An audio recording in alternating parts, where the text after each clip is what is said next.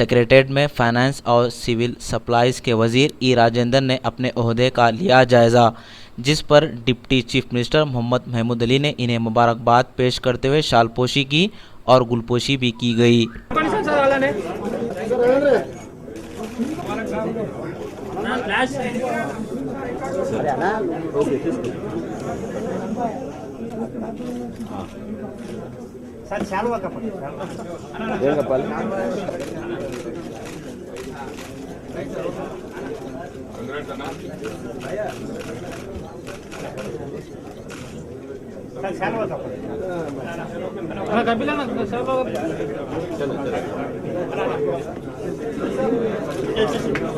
Jai Telangana.